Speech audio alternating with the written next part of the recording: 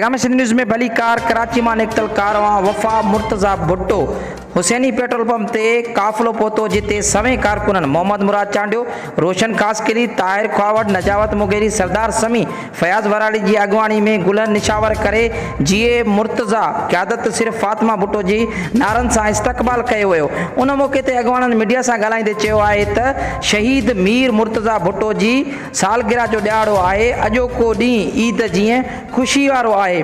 Fatima Bhutto follower working committee तरफ़ां गड़ी खुदा बख़्श शहीदनि जी सरज़मीन ते मीर मुर्तज़ा जी 67 सालगिरह जो केक कटियो वेंदो।